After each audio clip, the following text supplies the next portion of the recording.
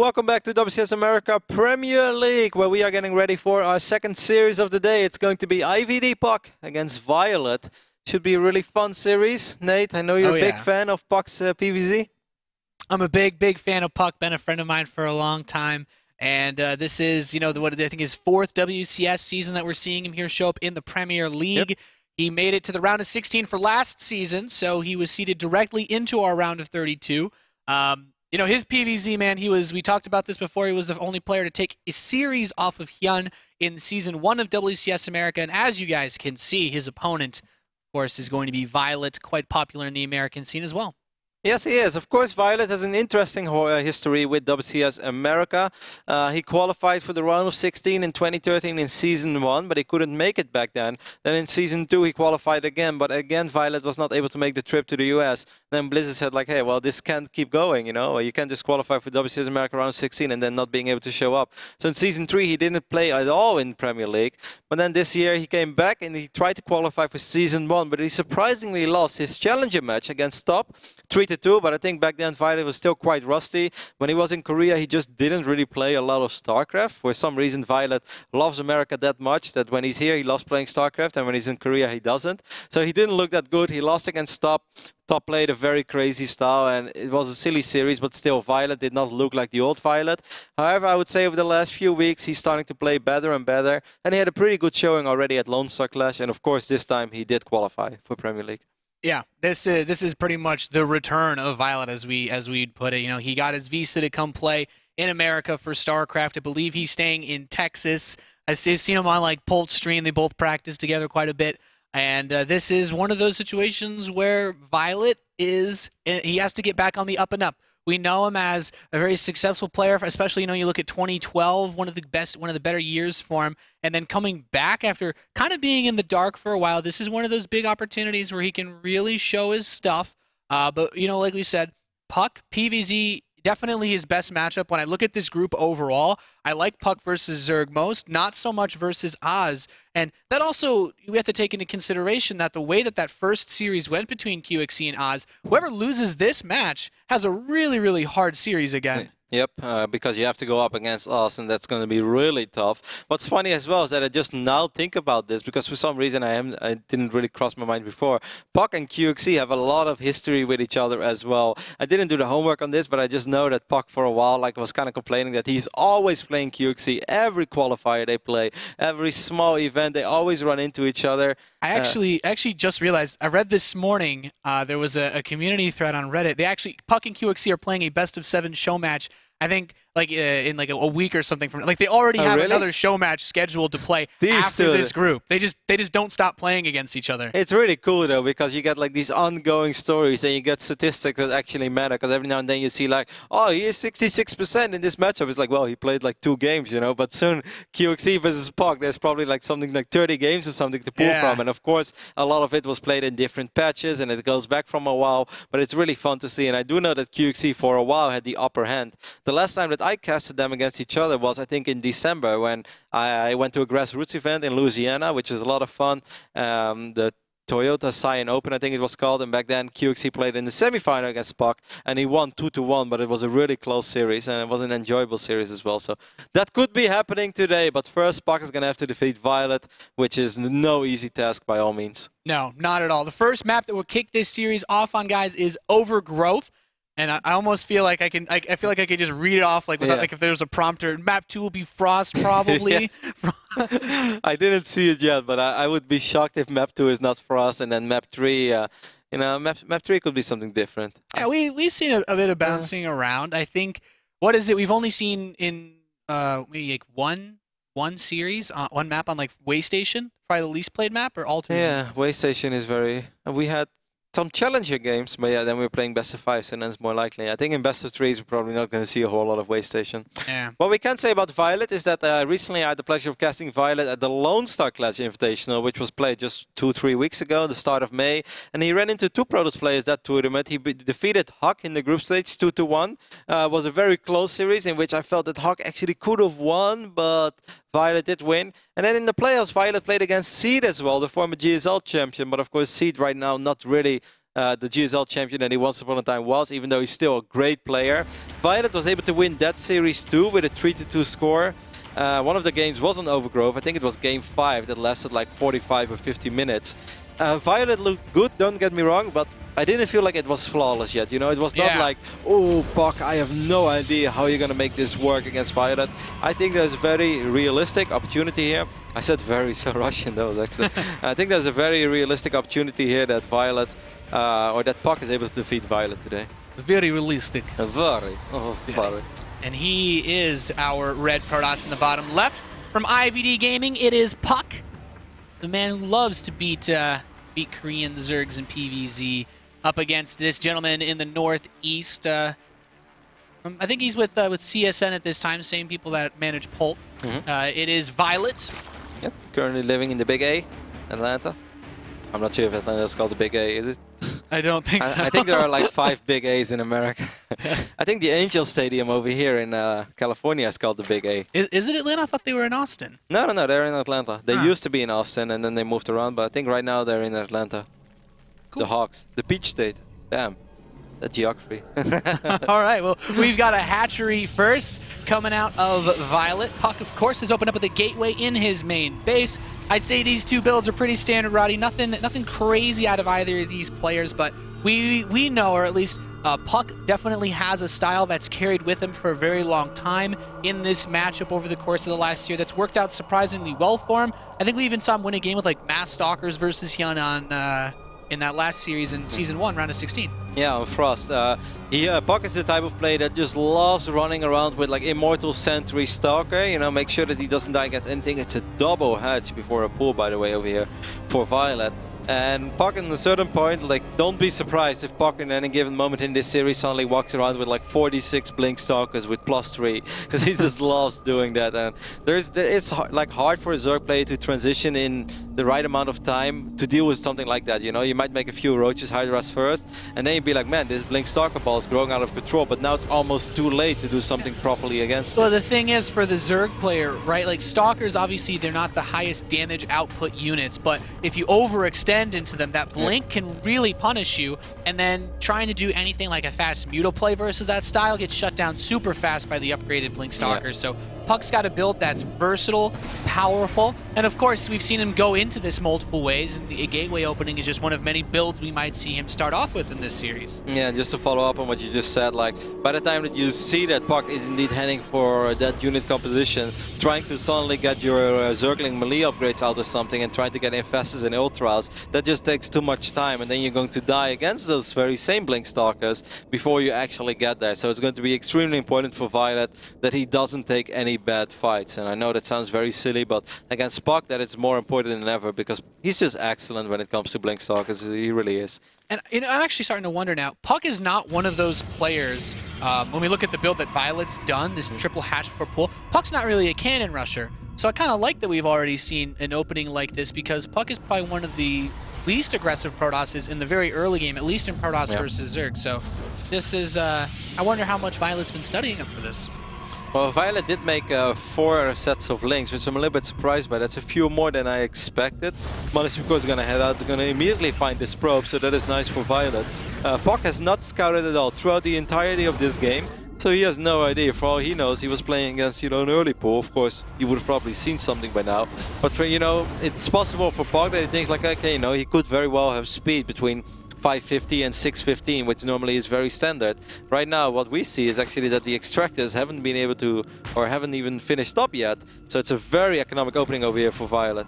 Yeah, puCK actually placed a pylon at the top of his main base ramp as those 2 Zerglings squeezed in, just to make sure he wouldn't get into his main base to see much. And, you know, puCK's setup, really, it's just 3 gateways so far. We haven't seen any gas in the natural. He does have the probe on the northwest area of the map, but an Overlord sees it, so I don't think that, like, if puCK's setup, yeah, he's going to take a 3rd base. I was going to say that there's not really much aggressive potential with this, or any tech. viOLet is making 3 Overlords right now, and he's starting producing slow links. I think he's a tiny bit worried, even though he has been doing a good job in scouting. Like, yeah, you never know if you missed something. This is probably going to be a cannon that's excellent. Oh, the Forge is late. A lot of speedlings being produced right now, or speedlings. They just started zerglings. speed. Yeah, you know, viOLet didn't see anything of this third base at all. So maybe he sees the gateways finishing. He says you have no tech. This move out onto the map, this could actually really be scaring viOLet. He started his Roach Warren as well. How many more zerglings is he going to produce? Because obviously with the Mothership Core, you can always recall if he gets overwhelmed, but chasing this army isn't very easy without zergling speed. Okay, Forge was a little late to the party, but in barely enough time before these zerglings show up and be really annoying. Wow. He's still able to wipe in the cannon over here, and that is really useful. He just killed about like maybe 15 zerglings crossing the center of the map with his sentries and that Mothership Core. puCK, it feels really weird to say it already, but this is just, it seems like a just slightly sloppy play from viOLet. He moves into this third, but he's not going to be able to do much with any of these units. He has produced quite a few links throughout the entire game, but he's done absolutely nothing. I don't think he has killed anything more. Maybe he killed the Zealot. He killed the Zealot and a Probe or something like that. It's just not very effective at all. And I kind of wonder where he's going to go with all of his resources right now. Lair is quite late, just halfway done right now. He does have a Roach Warren, so you could potentially say that he's going to produce a lot of Zerglings and Roaches, but I think by the time that truly kicks in, puCK is going to have so many force fields, he's going to have access to more and more gateway units. Of course, we do see Blink halfway through already. Without too much happening, I'm a little bit worried for viOLet, because I don't think he can be aggressive anymore at all, and if I was him, I would just be happy if I don't die against the first real attack of puCK. What is he going to do with all that money? Hydralisk then immediately, but he has no evo chambers. Yeah, he actually morphed in quite a few more Zerglings. He runs in by that natural area, but still not killing anything more than he's already gotten at the start. Maybe he'll get a probe or two here, but wow, puCK actually warps in 2 more pylons to keep these Zerglings from escaping. puCK hasn't really slipped up at all yet. Yeah, this is. I kind of feel that this is not going anywhere for viOLet. Now he's starting both his upgrades. It's kind of late as well, and he's going to throw down an infestation pit immediately. When behind, maybe try to survive till Swarmos or something like that. We've seen viOLet play Swarmos a couple of times in Lone Star Clash, or during the Lone Star Clash, I should say. And I think that right now these Zerglings are just here to buy time, the Roaches as well. And I think as soon as this infestation pit finishes up, he's going to start producing Swarmos. There's no robotics facility on the map, so there's no detection. But right now, I'm pretty worried for viOLet, man. I think if the force fields are good for puCK, he's going to be able to have a lot of fun over here. Yeah, one thing that is nice as far as composition goes, like, he needs to get the best force fields, obviously, but there's not really many Zealots, so these Zerglings, if they can get on top of the Stalkers, could do a lot. Here come the Roaches as well. Force fields, the Roaches in place. Zerglings come from the left side, but those Roaches can't attack this Gateway army at all. Gets caught up on just one Stalker. All the Zerglings are cleaned up, and he's just holding viOLet in place. He's like, okay, now I'm ready to deal with your Roaches. Come a little closer. Plus your attack on the way. You know, that infestation, but somebody's not doing anything with it. puCK is just squeezing out so many Stalkers and just producing Roaches into a superior number of Stalkers. This is so hard to stop. That +2 is halfway done too. Yeah, it's really hard to stop. There are so many Roaches on the production tab for viOLet, but I kind of feel they're all just going to die one by one. With Time Warp, Force Fields, and so many Blink Stalkers over here with +2 on the way, I think this is pretty much curtains already. puCK just doing what he does best, winning games against Zerg with Blink Stalkers. But I must say, Nate, viOLet's play made very little sense. Yeah, it was definitely a lot of questionable decisions. puCK with 29 Stalkers on the map, blasting this third base to smithereens. Roaches continue to stream in, but there's too much here from puCK. Everything dying as it engages. puCK can blink aggressively. He can blink wherever he wants at this point because there doesn't seem to be much anything that viOLet can do to stop him. I don't think that upgrade even finished up either. I don't think it's going to make the difference either way. But no +1 armor for viOLet either. puCK is up 40 supply. How many Stalkers do we currently have on the map? 30. A forward blink surrounding these Roaches. And just like that, puCK is going to win game number 1 on Overgrowth pretty convincingly in puCK style. But we already touched a little bit on it in the last moments of this game. I felt what viOLet was doing just didn't really make a whole lot of sense. It was a little bit of everything. A few links, now let's make drones. Let's make a lot of links, but not really pay attention to them, so they all kind of die before they're there. Then make some more links, saving up, very late layer, late upgrades. It was really not going anywhere. And of course, if he would have played against a much more passive Protoss, then maybe we don't really see it, and it's not as like painfully obvious as this was right now. Because hey, if you give viOLet maybe another minute, then suddenly he spends his money, and you know everything falls together. We might still have a real game on our hands. But this really is a compliment to puCK as well. If you give puCK a window of opportunity to win, or at least do a lot of damage, or put himself in a good position, puCK is good enough to capitalize on those opportunities, and he's just going to win. With how fast he took that third base, especially trying to put out those Zerglings, those slow lings, not even killing like Kinnan. He killed like 2 units in the first 10 minutes of the game. Barely anything. I think it was just like the scouting probe and maybe a zealot that he caught on the map.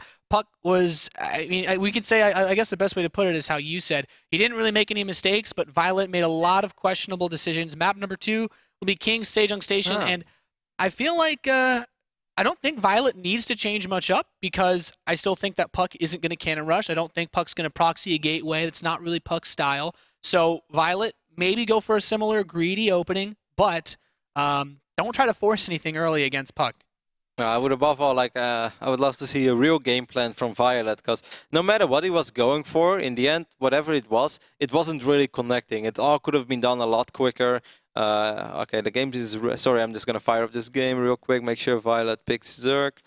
All right, well, puCK is up 1-0 in this series, guys, so if he wins this map, he'll go on to play against QXC in the winner's match. How crazy would it be if we had both Koreans in the loser's match of this series? Certainly not what a lot of people would have anticipated, and of course, like you mentioned before, the really cool history between QXC and puCK, but it seems everybody is just about ready to get this game underway here, and I like that we're actually not having Frost as our second map for maybe the first time in a long time. Yeah, no, it should be good. All right, second map is almost good to go. Once again, curious to see how viOLet is going to do it this time. Most likely, whatever he wants to do, it's going to be a little quicker, and it's all going to transition into each other a little smoother, because I mean, puCK is just a really, really good Protoss player. If you haven't been watching a whole lot of StarCraft in a while, you might remember puCK and be like, that guy, he used to stream a bit, right? Yeah. A long time ago, puCK was just a streamer, and he tried to be fancy with Colossus drops, and it was cute, it was fun, and we always had a good time watching him, but he really stepped up his game. He's been like the epitome of a hard-working Protoss, but he really has been like, well, we're going to have to rehost this game real quick. He's just been putting in all of the hours, and over time, you just see puCK getting better and better and better, and especially in this PvZ matchup, he has defeated some of the biggest names out there, guys like Hyun, guys like Sejong. You can't underestimate puCK. He's just really, really good. No, I think that's the best way to put it, is do not underestimate puCK, because when you look at all of his matchups, this is the one in this group. If puCK is only going to beat one player, it has to be viOLet, because PvZ is so good. I'd almost say that puCK, despite that history where QXC generally tends to win versus puCK, probably would prefer to play PvT rather than Protoss versus Protoss. I feel like PvP has kind of been puCK's worst matchup overall for a long time. But we're just going to get everything reset up here and go back into the game. Yeah, I feel like it's been an in-between. There was a while, I think, that he struggled a lot against Terran, but he's also always quite vocal about how he doesn't like PvP and how he feels like it's random, but it's ups and downs, and I think that goes for a lot of Protoss players, though. There aren't really a whole lot of Protoss players out there that will say, like, hey, I love PvP and I have been loving it for X amount of time. It kind of comes and goes, also because the matchup and the meta in the matchup changes quite often, but players often still stick to, like, a general playstyle, which works a lot better when certain builds are popular than when others are. I would say it's a 50-50, especially because we're playing on the North American server as well. Also, of course, is a beast in PvP, and he's always been known as kind of a beast, but still, I think that puCK would have a realistic shot against Oz as well. Yeah, anything could happen. It actually brings up a really good point. So for Protoss versus Zerg, King Sejong Station, of the maps that have been added for this season's ladder and WCS pool, is probably one of the more unique ones. Is there anything that in particular you'd say you like on King Sejong Station in PvZ, or anything you don't like? Any Zerg builds you're afraid of? I think in some scenarios, I think Swarmhosts are pretty scary on this map, especially once they stabilize on their side of the map and then you have like that middle or high ground. It can be a little bit frustrating, but in general, I think it's a reasonable Protoss map. There is nothing wrong with it. Often I would just say that the better player is going to win. Oh, well, it's a pretty good map for Mutalisk as well. We've seen a lot of gnarly Muta switches on this map last week in WCS America. There's so much space to fly around with them. It's quite... it makes me think about viOLet's game, Revival's games. Those were some gnarly. That's one way to put those Mutalisk switches. I wonder if viOLet is gonna do something like that today, because like Revival, and I think even Nesty did it as well, didn't he? Everybody's going mutas. On King's Hero, it's like really old school style. It's just like, we're gonna make a bunch of Zerglings and Roaches, and then like, haha, nothing's happening. It's like, bam, 30 Mutalisk. It just like keeps happening.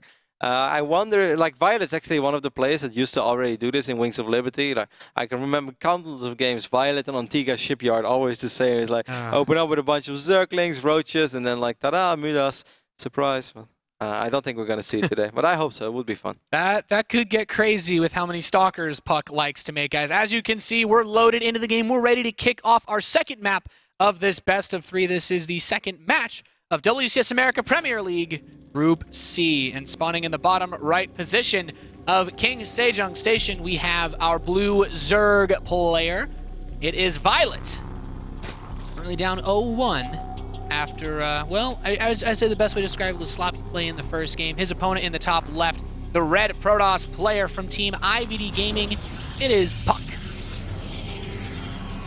And once again, it wouldn't have been that obvious that viOLet's play was all a little sloppy and it all felt a little late if it wasn't just for the way that puCK plays this, but it's also in general, it's just how puCK plays PvZ, you know? He loves going up to 3 bases, and as soon as his Blink Stalker count grows, he's like, cool, now I'll see what I can do with this. And you know, if that attack wouldn't have been super successful, it wouldn't have been the end of the world, because he knew he forced out a lot of units already. He knew that he would force out a lot of units for viOLet to even defend that attack. And from that point on, he can always decide to get Storm whenever he feels like it's necessary, or something along those lines. So it's also a compliment to puCK that viOLet didn't look that good in game 1.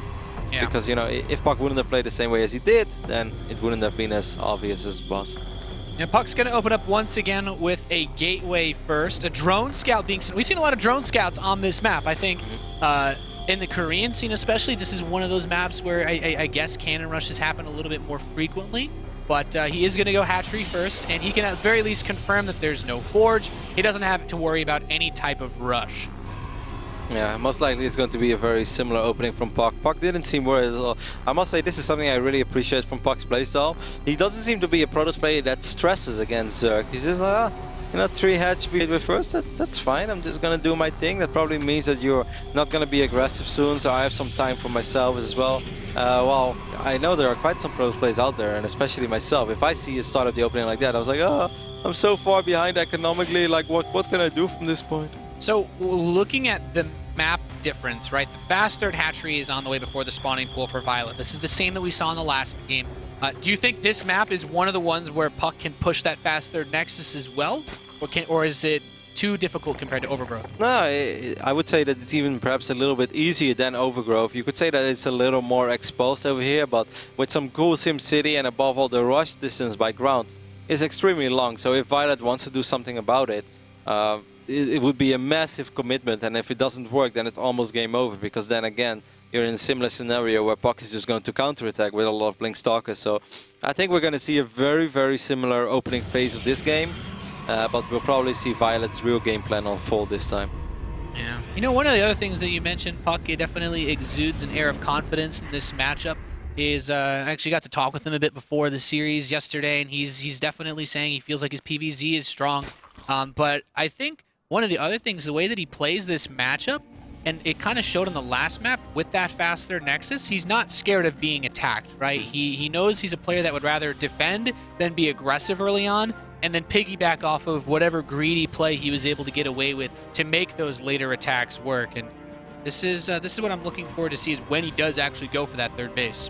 Once again, we see those 8 slow Zerglings being produced by viOLet. So far, everything is identical to what we saw before. I find it an interesting number. I'm not sure why I care about it so much, but normally I just see just like a single set of links just to run around, maybe take a Selnaga Watchtower. On a bigger map, you might see like 2 sets of links, but I wonder why he makes 8 slow Zerglings. Well, you know, obviously those links are not going to be able to achieve anything, because without speed, it's just not a threat against the Protoss player with a Mothership Core, a Stalker, maybe a Sentry. Yeah. It slows him down a little bit, but it's not a massive investment. I'm just surprised by it, that's all. Yeah, when I think about 8 slow Zerglings in this context, like if he was scared of a pylon and he found one, 8 links could clean it up very, very quickly. But in this situation, there's a Mothership Core here on the Stalker. You're not going to do any damage to this, and I don't even think this could deny a Nexus if the Mothership Core was there, if you already had a third on the way. The DPS probably wouldn't be high enough. Either way, we see 2 Sentries and a Zealot in production for puCK, so that kind of gives us a defensive idea as well. And Overlord is going to fly into the main base, and this Sentry will start working on it. Keeping a close eye on viOLet's base on the other side of the map, we see that the Extractors, I believe, went down a tiny bit quicker. Still a lot of drones on the production tab for him. Sorry that I opened it so shortly. He's up 6 workers right now. All kind of standard. Yeah, and you know, we're not seeing that giant swell of slow links from viOLet. He hasn't, by the way, started anything like Zergling speed. So to me, this looks like we're probably maybe just have the Roachworn in his lair. A much more cohesive, much more solid build this map than on Overgrowth.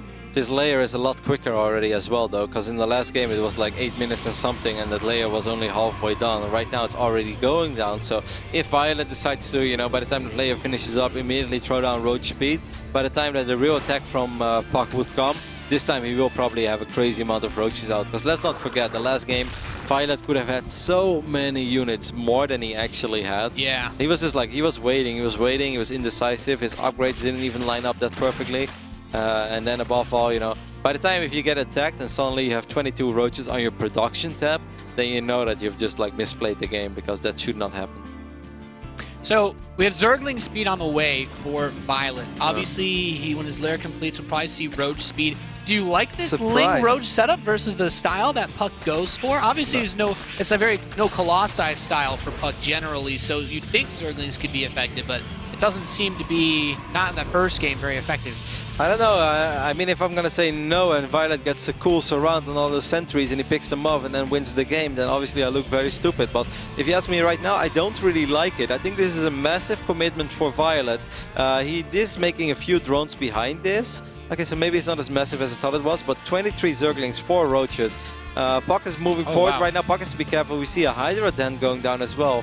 It's just kind of crazy. viOLet has always been doing this, though, don't get me wrong. viOLet has always been the Zerg of, like, make a few units, make drones, make a few units, make a few drones. He's always been doing it, but it's crazy how it's not supposed to work on paper. Let's put it like that. Yeah, it's, you know, Zerg's one of those races you usually fully commit to one or the other. And he's going to see this gateway force on the left side. Another pylon on the way for puCK.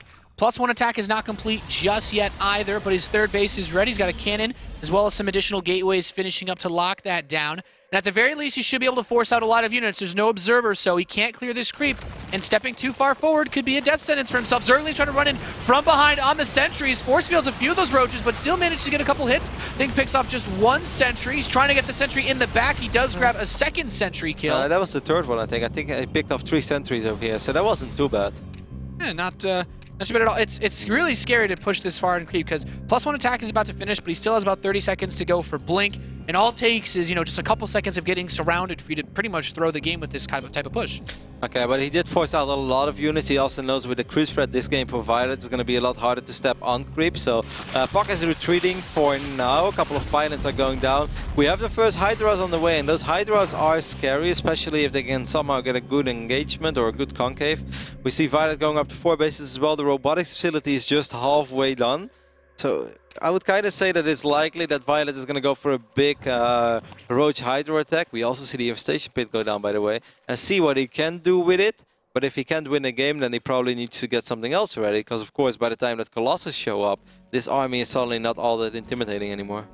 No, not at all. +2 attack is on the way. He's continuing to get out these sentries, spending a lot of his gas on those. An observer on the way, waiting to see that robotics bay in case, you know, the Colossi count does become something to consider. Still very, very heavy on Stalkers, and pylons are getting cleaned up by that Hydralisk force. By the way, the Infestation Pit is also completing, so we could either see a very fast movement into that Hive tech for Vipers as a preemptive deterrent to the Colossi, or, as you mentioned, well, as the production tab says, Swarm Hosts. Yeah, I would have been very surprised if it was Vipers. Then I think it would have all been done a lot quicker, because he could already have Vipers out by now.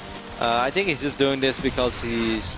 I mean, viOLet has shown us at Lone Star that he loves making Swarmos as well, or at least when he feels it's the right decision. And I think this is a reasonable map for Swarmos. However, puCK is going to make a really big attack, at least I think, if he scouts in time. He does still have a lot of sentries. I wonder if he ever saw the Infestation Pit. puCK has not scouted the main base from viOLet at all, so he's playing a little bit of autopilot mode as well. We were critical of Nasty last week, who blindly made like 12 Corruptors, and I feel like a little bit of this is going on right now for puCK. It's more forgiving for him, because these Stalkers, of course, will always shoot at something, and Corruptors, they're not very good if there are no Colossus in air units. But still. He's got some Zerglings on the left side trying to harass or at least get over towards that third base. Stalker's able to deter that. He's got that attack on the high ground by the fourth base of viOLet as well. He's Big go for Zealot wave probably. moving in. If I was him, I would just right-click on the hedge with all of these Zealots. It would be a really nice grab. The Zerg army is coming back to defend against this, and that Queen sick bait. Zerglings are going to get a surround on some of these Zealots with the Spine Crawlers. I don't think he can grab that hatch anymore. No, not anymore. Not with his entire army hitting on those Zealots. But at least he slowed down the process a little bit. He pulled viOLet out of position, and above all, he's coming from the north side as well with all of his Stalkers. But where are the swarm hosts? They're coming. There's just Roaches and Hydras here. He doesn't have the full force of his army with this just yet. Still has enough energy to recall if he does get caught. The Spines are killed, but not that hatchery yet. Maybe he could try to force field away. The Locust, he's going to need to. Time Warps on them. There's the force field to lock him out. The Hydras and Roaches getting killed at this fourth base. But is he going to get the hatchery before he can recall? That's the big question. There's not any sentry energy left to force field. He's just got to target this down. Actually, another Time Warp. Transfuse is being placed in the hatch. He's going to pick it off, but it looks like puCK will get away with at least some of his army. Still lost a lot of supply to make that attack work. Yeah, that was kind of expensive. There is a second robotics facility on the way. There is a Colossus halfway done. He's getting +3 as well. He's going to try to start microing Blink Stalkers over here on the high ground, which I guess could go well because the Swarmos are quite far away from here. But if I was puCK, I would just start running, and that's exactly what he does. That all could have gone a lot better. I feel if he would have used those Zealots at the start of that fight to work on that hatch, because then he wouldn't have to stick around that long. He would have saved a bunch of his sentries and even a few Stalkers as well. Yeah, it's just one of those situations where he lost all of his really expensive tech units. He lost all the sentries with that fight.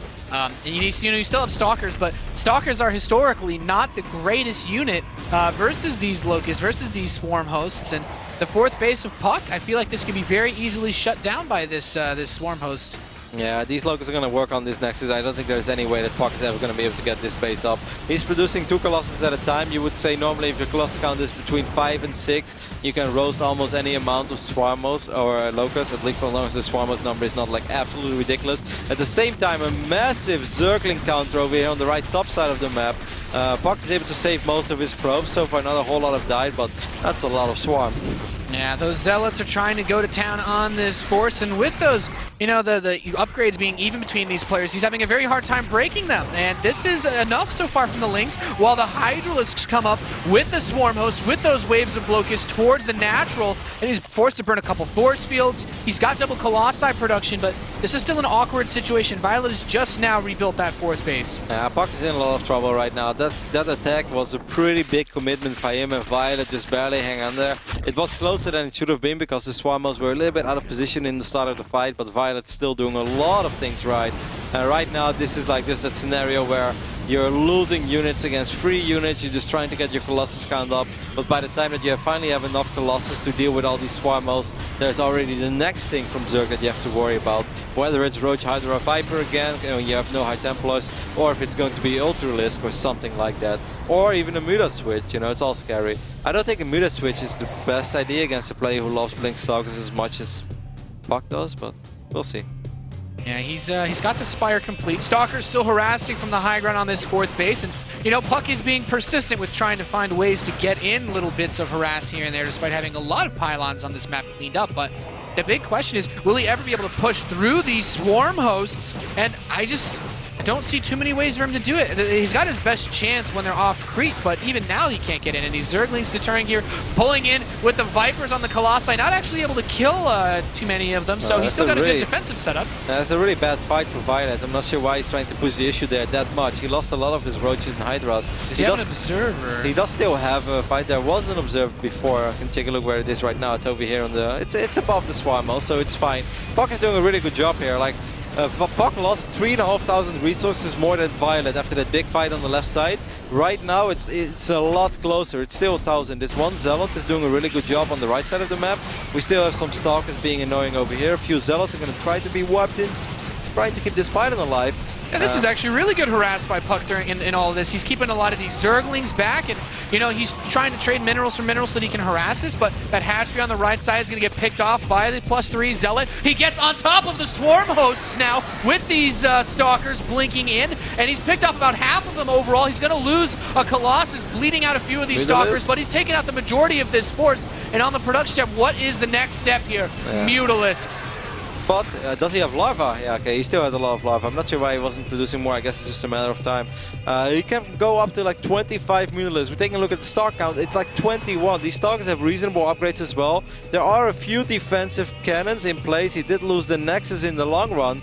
I'm not sure against what, but he somehow did lose the Nexus. But I think that puCK can win this game. Mutas are good, don't get me wrong, but it's gonna take a little while before viOLet can get all of his Mutilis. Well, it's not like he has 7 bases. viOLet's gonna go for the big counter. A lot of Zerglings making their way towards puCK's base. This Colossus actually gonna get almost trapped, stepping up to the high ground. Trying to do some cute micro. There we go. A nice warp in on the ramp with that gateway to keep these Zerglings away, and that's some StarCraft Master Challenge Colossus micro there. Yep. These Zerglings could have done so much more. He's cleaned up a lot of them. Warping in defensive Dark Templar. The Mutas will kill this Colossus, but the big push is still right in viOLet's face. He's going for that third base. He's continuing to try to warp in defensive units. And puCK, is he making this work? I think he might can, because like base rate scenarios are super scary, don't get me wrong, but what normally helps so much is that the Mutilis take care of everything, and then the Zerglings can actually kill all these buildings in the blink of an eye. But that is not going to happen. It's just a Mutilis for now, because all of the Zerglings keep dying to either Colossus or to DTs. All of these drones are getting force-footed in as well, so that's a drone barbecue party. Army supply right now shows us 87 against, okay, 91. The Muta count is growing out of control though. It's gonna go up to 35 at least. Probably a little more than that if you can somehow find gas somewhere. Nah. This is about it, I guess. 35 Mutalisk against 23 Stalkers, 4 Sentries, and a potential Archon.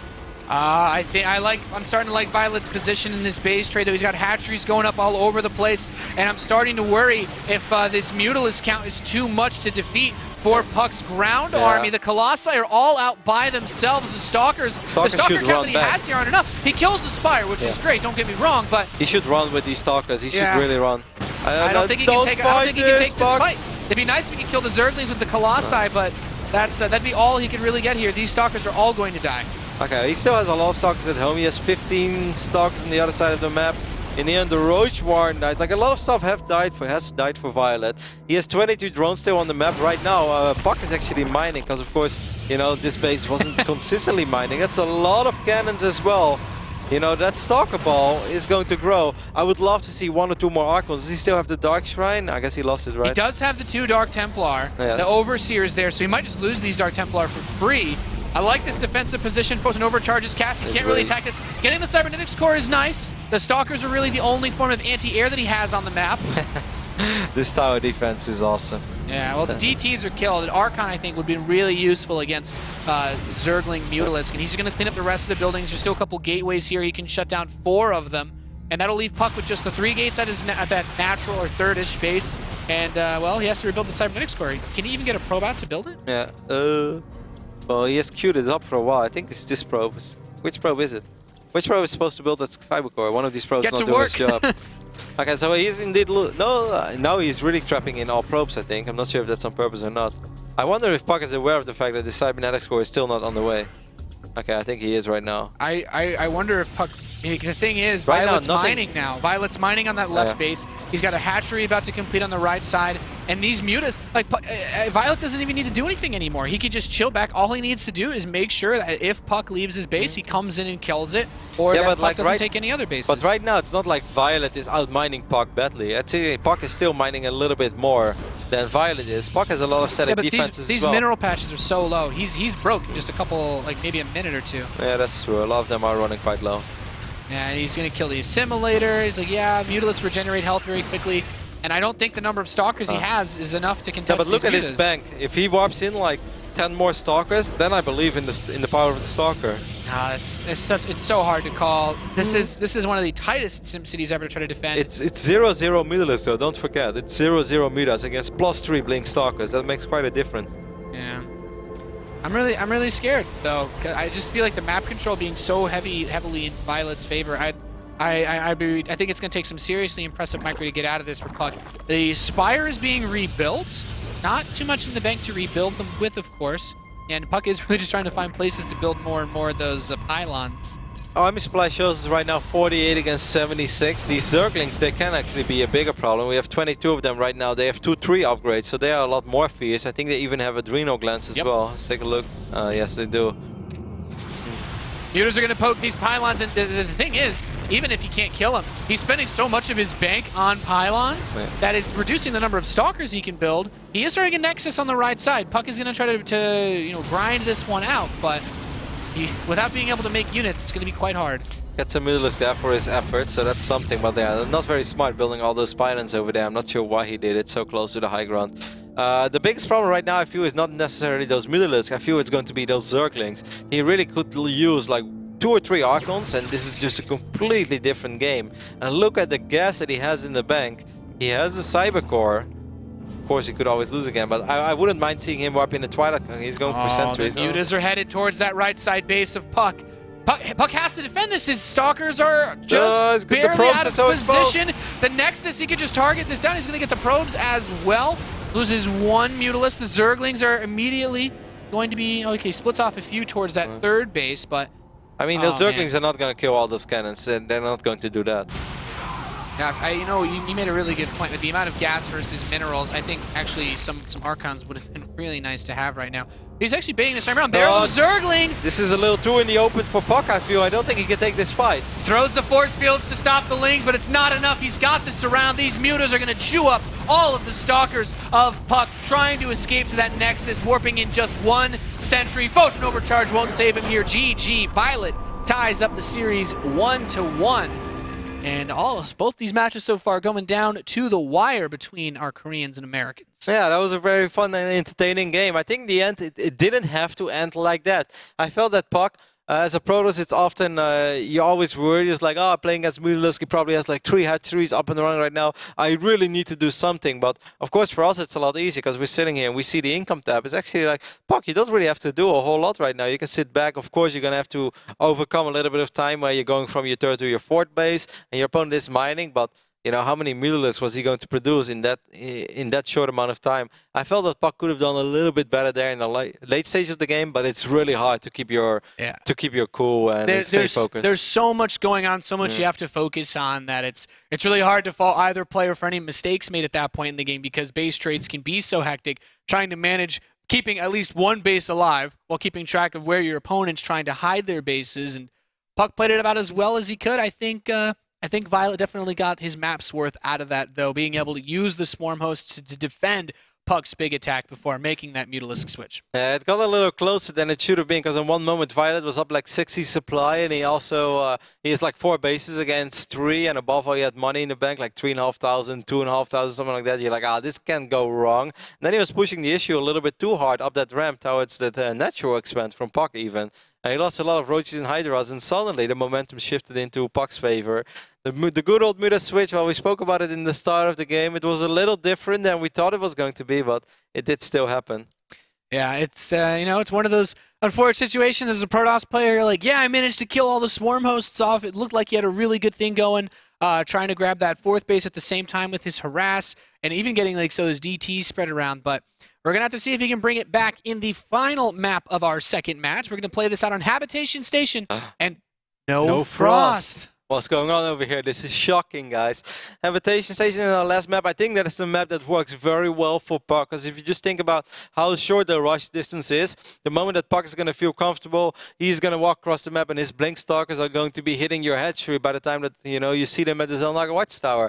That's how quick it's going to go. 1 forward blink, he basically blinks from one side to the other side of the map, Nate. Yeah. Imagine if you could do that from one main to the other one. Wouldn't that be beautiful? Just when you hide the Nexus for the recall, man. It was a Baby Knight that tried to do that in his WCS Europe match. Against viCK? Yeah, he's trying to throw Nexus down. It was actually on King Sejong Station, but that's smart. Yes, that's next level meta, guys. You can see we're loaded in. It's time to see who's gonna go up to play against QXC, spawning in the top right position as the blue Zerg player, using them mutas, using them swarm hosts to get himself to the tied series. It is none other than viOLet. Played a fantastic second game after what seemed to be a bit of a sloppy opening. His opponent in the top left, our red Protoss player from Team IBD Gaming. Can he recover from that loss? That was a pretty rough game. It is puCK. Yeah, it's really fun how that game played out, because it felt like, this is going okay for puCK, and then suddenly it didn't look all that okay anymore at all after it was a small overcommitment trying to kill that fort. And then again, he put himself in a reasonable position in which you could even say like, hey, I think he might be able to do something with it.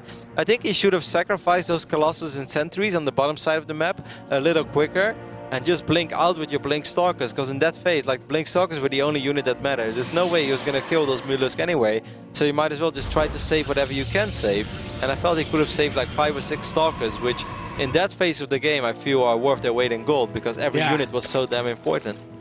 Yeah, it's he was he recalled about maybe 7 or 8 of them back to that third while he built up all those photon cannons, but those base trade situations, like I understand really that. Hard. Yeah, they happen every now and again. This drone scout is actually making sure he's not getting proxy-gated or anything. Yeah, I love that, because of course, guys, let's not forget that in the previous games, both games, viOLet went double hatchery before pull, and often Protoss players just look over the build of the histories like, alright, you do it once, you do it twice, well then in game 3 I'm going to build a bunch of gates on your side of the map if you just try to keep doing this. So viOLet is kind of like making sure right now he's not getting proxied, and then he's like, okay, cool, that means I can still go with my good old little economic build.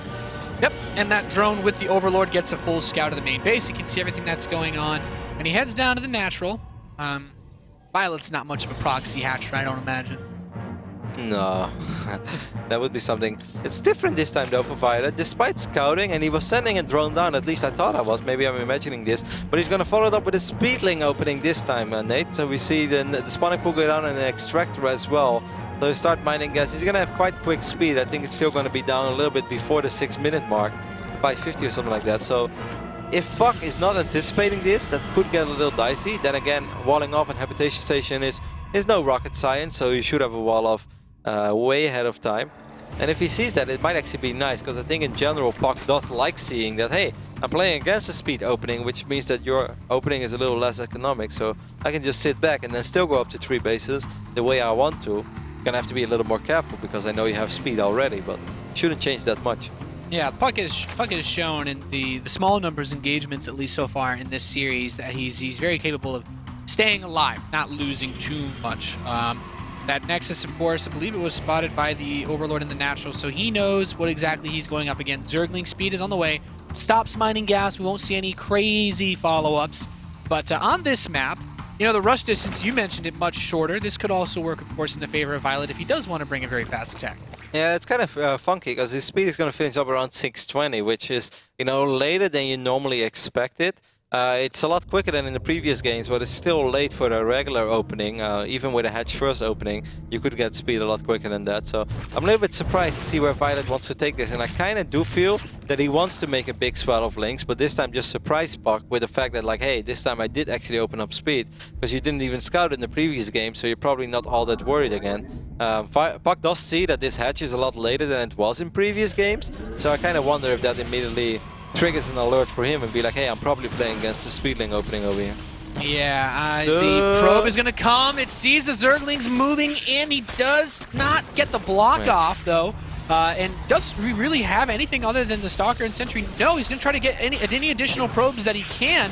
puCK pulls back, loses a second probe. He's going to go for a third one. And actually just gets this run of the Sentry, takes out most of the shields. He barely kills it. And suddenly a very nice pickup for viOLet at the start of this game. The Stalker does not escape. Speed finishes. Those Zerglings were the most cost-effective Zerglings that we've seen today, that's for sure. It's like 6 to 8 Speedling openings or Zerglings. There were even slow links that just ran in, even forcing out another force field over there. This really slowed down puCK so incredibly much, way more than it ever should have. It's like 4 probe kills, a Stalker kill, a Sentry kill. That's way too much. Yeah, puCK, this is definitely an awkward position to be placed in. Roach Warren is on the way. Overlord goes into the main base of puCK. Sentry's there to shoot it down. More Zerglings on the production tab, though, while he takes another gas. Still no lair from the Korean Zerg player. Yeah. Is this a follow-up attack? Does he anticipate that puCK will go for the third base and then shut it down with his economic advantage? And this time I think he has a realistic shot at shutting it down as well. We do see a lot of drones behind this on the production tab. This is just kind of viOLet. As I said before, he's just one of the very few Zergs who just goes like drones, units, drones, units, drones, units. He doesn't really do one or the other. The SimCity is going to be extremely important for puCK. He needs that Forge to finish up as soon as possible. Zerglings already making their way across the map. He needs to drop a cannon and he needs to wall it off with another pylon, because that cannon is going to be really important. Yeah, puCK has 2 more gates all the way No inside money. of his base, but, you know, doesn't have the money to put that cannon down. He keeps adding on additional units, additional production, and the Zerglings are here. He should be able to shut this down with no trouble at all. There are a Nexus lot of surrounded. force fields. I think he can save the Nexus. Yeah, but he's going to have to use a lot. Yeah, he will have to use a lot of the force fields. He gets a lot of the shields off of it. viOLet also knows what time it is, doesn't want to give up. All of those links right now, 7 more drones on the production tab, so he's going to go up, well, 14 more. He's going to go up to 66. Now I would really love to see you produce a lot of units from this point on, viOLet, because kind of enough is enough when it comes to the drones. This little sentry hit squad this time is maybe making his way across the map. I feel that puCK has more gates. How many gates does he have? Is it just 5? That's 5.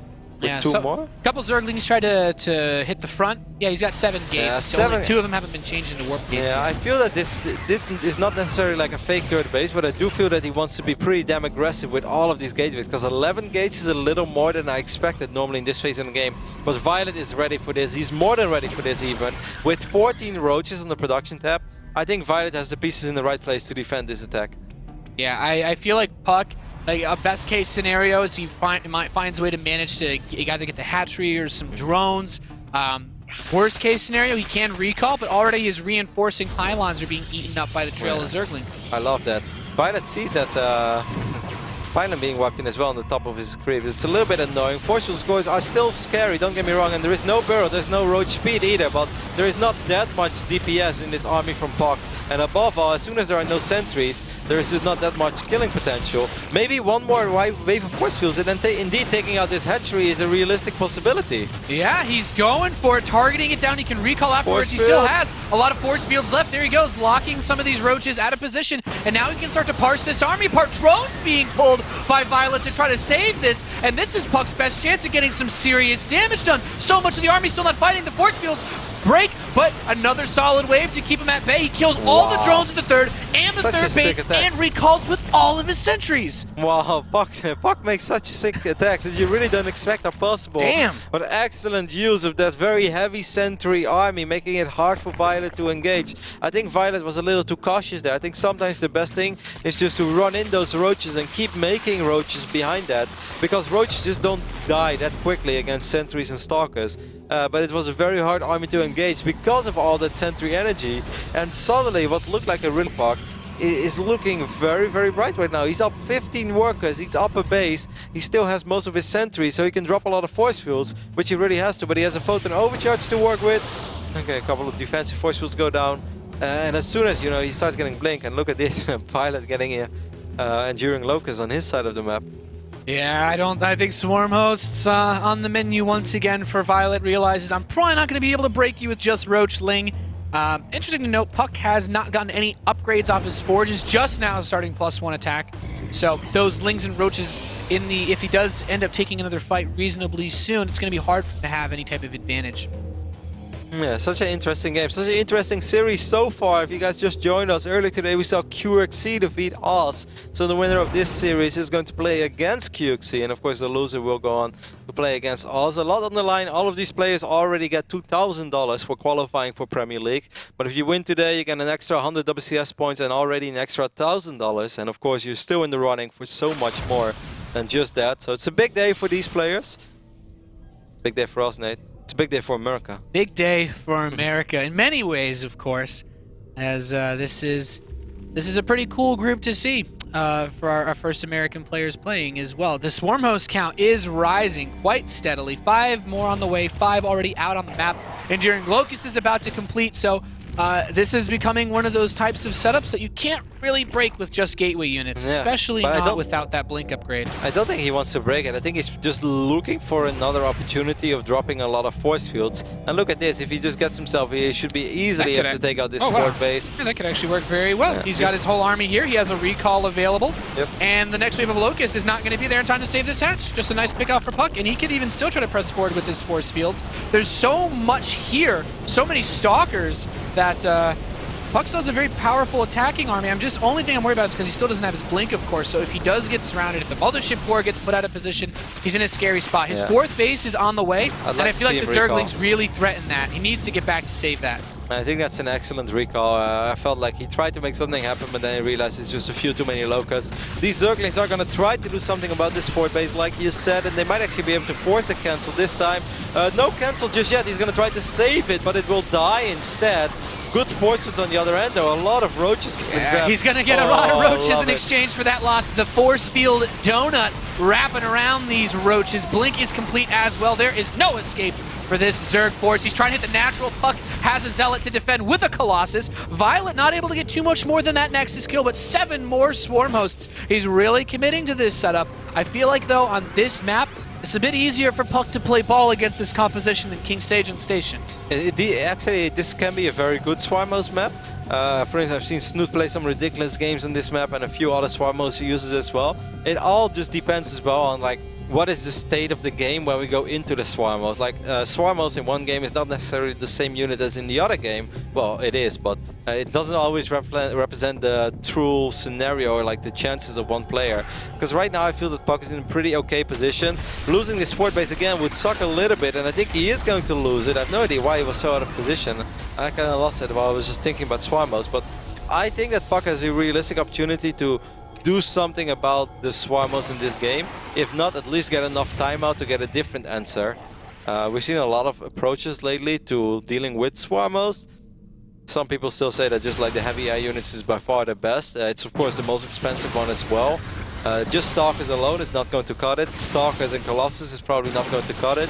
Stalkers, Colossus and Storm could cut it if you get the right engagement. puCK's continuing to press in, but that fourth base, once again, the Roachling hit squad is going for it. The Zealots are here this time, a couple left from the last fight. Another fresh Warpin will be able to buy him a little bit of time. The Stalkers split off to the bottom. The Sentries and Colossi to the top. Is he going to try to snipe these Swarm Hosts? His Observer gets killed by the Spore Crawler. I don't think there's too much he can do here, but maybe he can get this fourth base of the Stalkers and then retreat. puCK is trying to stretch the multitasking and at least the multi-prong attacks that these Swarm Hosts can take as best as possible, and he will escape with a large number of his forces. One of the most important things that he did over there as well, he reset the creep count completely over here on the north side. We all know that Swarm Hosts, of course, are way more dangerous when creep is close to you than when it's very far away. If those locusts are just being spawned on the other side of the map. The fourth base gets cancelled again. viOLet microing his roaches' hearts out to deny that economy. And I have to say, it's not like it's the worst thing ever. Like, obviously he's been denied a few times, but puCK has done a reasonable job of keeping his opponent also on the 3-base setup. However, this is just one of those situations. puCK's lost a little bit more resources so far in this game. He'd like to be able to keep up because these Swarm Hosts trade so efficiently versus, well, everything. Yeah, he's been mining a lot more as well, though, so it's okay to lose a little bit more. He's just resetting the creep count over and over again. He's trying to pick up as many tumors as possible. He's going to drop some few more force fields and just making sure that the creep doesn't get too close to his base. There are Vipers in the mix, and I'm not sure if he knows about this already. He has to be careful. You don't want to lose any Colossus if it's not necessary. Stark's actually going to blink forward and maybe pick up a few of the static defenses over here. Yeah, I really like how active puCK is with these Stalkers. The Colossus finishes to deter those roaches once again. The Vipers are here, though. Blinks up, gets one Viper kill, forces out the Blinding Cloud from another. So the Colossi are all still alive, and puCK is pushing dangerously far onto this creep, I feel, but he should go back, I think, because this is not enough. Observer getting abducted as well. Well done there by viOLet, and recall being used immediately. There are a couple of Dark Templars cleaning up these roaches defensively. Way more roaches on the production tab right now. Tunneling Claws being researched too. I still like puCK's position, but he has to make sure that he takes good trades from this point on. Like the next time he sends a Warp Prism in the main and he wipes in a bunch of charge slots, and then he starts pushing on the south side with Storm and Colossus, and of course feedback, really important. I really think he might have enough to break viOLet. This is a really powerful army, and it's important to keep in mind, guys, there's no Spire on the map. There's no potential for any crazy switches, at least not yet. viOLet is fully committed to making this Swarm Host style work, and just now beginning that Spire as a Warp Prism hits the main base. Yeah, that makes a lot of sense. He's going to wipe in a bunch of Zealous charges, finished up. It's very smart. I think it's going to be borderline impossible with the current army that puCK has to break viOLet on 3 bases. But what he can do is make sure that viOLet stays on 3 bases. Oh, Roach is getting into the natural. A Colossus comes out and potentially just getting snapped up here by this force. Maybe warping some Zealots or DTs to defend 4 of them on the production tab now. He's also got DTs killing the gold base of viOLet, and plenty of Zealots still reinforcing that main base attack. puCK and viOLet both trading blows all over the map as the main base gets cleared of workers. The natural getting cleared of workers by these roaches, and well, viOLet holding on to at least his main base so far. Yeah, this went a lot better for viOLet than it went for puCK though. viOLet killed a lot of probes with these roaches. Very well done.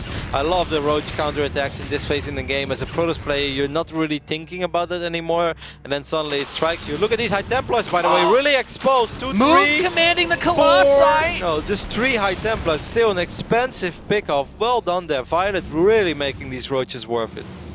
Yeah, very, very nice so far. puCK still has the Warp Prism alive, but you know, that Spire is done. There's a lot of gas in the bank. If puCK loses a lot of his economy, we could see something crazy happen like on the last map. Those drones are being rebuilt. He's got a couple storms, but this is still really hard to attack. He's basically got like different levels of static defense to go through before he even gets close to those swarm hosts. Yeah, it's going to be, and the swarm host count is high as well. It's 18, and they're protected by spore crawlers, which is really important, or at least there was. There are spines and there are vipers in the mix. I feel right now if I was puCK, I would just like not try to push it this hard anymore.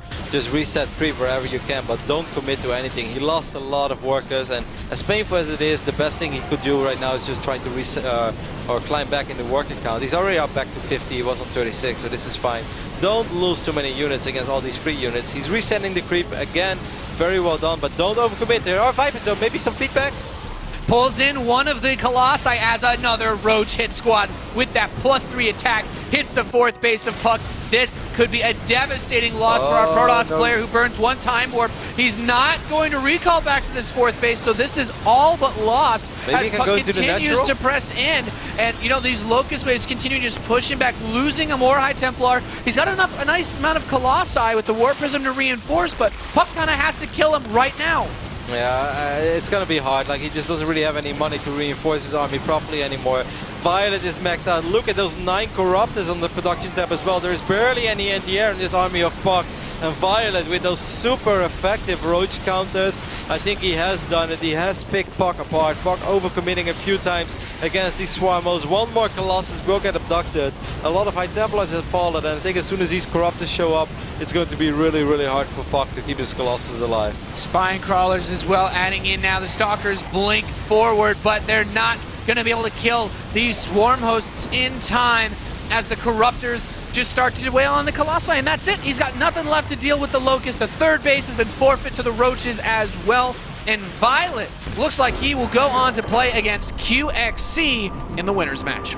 What a series by viOLet. He started off a little slow, but he definitely picked it up in game number 2, and especially in game 3, where he was in a really hard position as well. He was down a base. He was down like 14 workers. And you could say that like the Swarmos is the comeback unit for Zerg, but he did it very well. And it wasn't just the Swarmos. Above all, I feel it was most of his roach counters. He just used those roaches excellent, even before he had money to get tunneling claws and stuff like that. He was already being effective with them. He did a lot of damage to the economy of puCK. He slowed down at 4th base on multiple occasions, and after that it just snowballed out of control once he killed like 25-30 workers with those roaches. Yeah, it was really those roach counterattacks. Like, puCK, he had the Dark Shrine that he could use to try to reinforce and defend back home, but it's a bit of a slow response. You warp those units in as you're being attacked, and by that point the roaches have already done some margin of damage or so, and with that many roaches being set in each wave, just a couple of units, even if you can't kill the Dark Templar, they still don't kill the roaches fast enough to stop him from killing half the probes or a Nexus or, you know, any other variety of tech structure he wants to pick off. I think the crucial moment in that game where it really flipped or the favor tipped one side or the other was when that first Warp Prism finally arrived in the main base. He wipes in a bunch of Zealots, and at the same time you have a Roach counter. And it was really unfortunate for puCK, because just when he finally sent in those Zealots, of course there were Spine Crawlers, but normally, you know, if you have 6-7 Zealots, then you wipe in 4 more, you can overrun that. But a few Roaches just hatched as well. And viOLet is like, ah, cool. So he has Roaches and Spine Crawlers and a Queen. He picks up all these Zealots. Meanwhile, on the other side of the map, his Roaches are like 4 times as effective as those Zealots were from puCK, and I felt that made the big difference. And from that point on, it kind of went from bad to worse. Yeah, that was just one of those situations. You said it. puCK dropped down to, what, 30-odd probes. Just doesn't have the economy left, and wasn't able to get any static defense set up at the 4th base to defend against the Roach pushes. He wasn't able to keep units there because he had his whole army active. And I kind of have to echo your sentiments when you say, like, puCK maybe try to recuperate, get himself back together, pull himself together as one before making another attack, because every time he pushed out, viOLet found so many different ways to punish him. Yeah, it was an excellent series by viOLet. Really a cool back and forth, which means that puCK is going to have to go up against us later today in the losers match. But for now, we are getting ready for QXE versus viOLet. Should be some awesome TVZ, and it's coming up right after this small commercial break.